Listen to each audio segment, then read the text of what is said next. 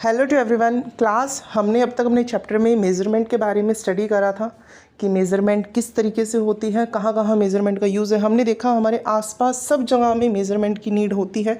अब हम सीखेंगे अलग अलग मेथड्स जिनके थ्रू हम मेज़रमेंट को कर सकते हैं। Some measurement. Activity 1, work in a group and each of you do this activity 1 by 1 using your foot as a unit of length. Measure the length and breadth of the classroom. It is possible that while measuring these, you may find some part remain to be measured as it is smaller than your feet. आप क्या करिए, आप किसी भी एक instrument को use कर लीजिए जिसकी आपने लेंथ या ब्रेड्थ निकालनी है और उसको पता करने के लिए आप अपने फुट का इस्तेमाल करिए। ऐसा हो सकता है कि आप थोड़ा सा मेज़रमेंट को छोड़ दें क्योंकि आपके फुट से हो या तो छोटा होगा या बड़ा होगा, तो इसका मतलब एरर मिलेगा। Use a string to measure the length of a part of your foot as you did before. Record your observation. क्या करिए, उससे पहले अपने पैर को माप लीजिए एक धागे की मदद से ताकि आप अपने ऑब्जर्वेशंस का पता लगा सकें। Activity 2, work in a group and each of you use your handspan as a unit to measure the height of the table or a desk in the classroom. पहले आपने पैरों का इस्तेमाल करा, अब आप अपने हाथों का इस्तेमाल करिए और पता लगाइए किसी डेस्क की लंबाई और चौड़ाई कितनी हो सकती है। Here too, you may find that you need string length equal to your handspan on and then fraction of this strength length to make the measurement. Record all observation. क्या करिए, स्ट्रिंग की हेल्प से उसी measurement को दोबारा से calculate करिए और अपने रिकॉर्ड को ऑब्जर्व करिए।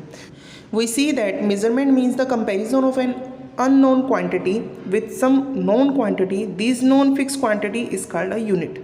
मेज़रमेंट का मतलब क्या है, किसी अननोन क्वांटिटी जिसके बारे में आपको नहीं पता, उस क्वांटिटी का पता लगाना कि वो कितनी लंबी है कितनी चौड़ी है, जिसको क्या कहा जा रहा है, यूनिट।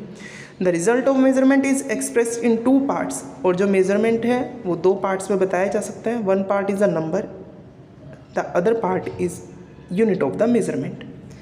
एक तो हम उसको नंबर के थ्रू बताते हैं और एक उसकी यूनिट के थ्रू। मान लीजिए आपको एक बेंच दिया गया है, उस बेंच को आपने स्केल से नापा है। स्केल सेंटीमीटर में होता तो आप क्या बताओगे, या तो वो 10 सेंटीमीटर 15 सेंटीमीटर। तो एक तो आप वर्ड यूज़ कर रहे हो, नंबर यूज़ कर रहे हो 10 15 20 25, और एक आप यूनिट यूज़ कर रहे हो सेंटीमीटर। तो कहने का मतलब किसी की भी मेज़रमेंट को जब आप शो करते हो तो वो जो शोइंग ऑफ नेचर है वो 2 चीज़ों के थ्रू होता है, एक है नंबर और एक उसके SI unit.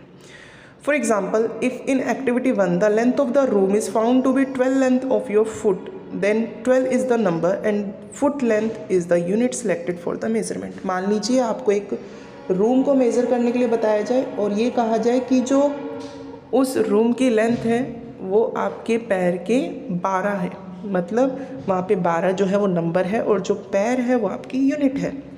Now study all the measurement recorded in table 10.1 and 10.2 और all the measurements for the room using everybody's foot equal.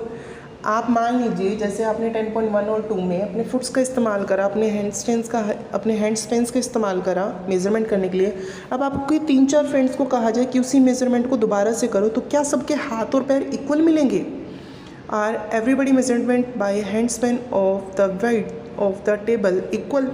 Perhaps the result could be different as the length of your hand span and that of your friend may be not the same. जैसा कि आप लोगों को पता है, ना तो आपका किसी से हाथ मिलेगा, मतलब आपका हाथ का जो लेंथ है वो किसी और के हाथ से नहीं मिलेगा। सेम ऐसे ही जो मेज़रमेंट है वो डिफ़र कर जाएगा। Similarly the length of the foot में भी slightly different for all the students. इसी तरीके से जो फुट का डिस्टेंस है वो भी स्लाइटली डिफर करेगा। Therefore when you tell your measurement using your hand span और length of foot as a unit to other, they will be not be able to understand how big the actual length is unless they know the length of your hand span or foot. तो अगर आप किसी और को कहेंगे कि अपने हाथ या पैर से डिस्टेंस को मेज़र करिए तो वो डिफ़र करेगा। क्यों? क्योंकि जो हाथ और पैर है वो सबके अलग अलग डिफरेंट मेजरमेंट शो करते हैं। We see therefore that some standard unit of measurement are needed that do not change from person to person.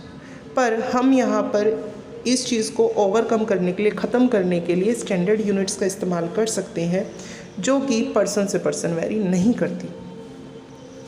Standard unit of measurement.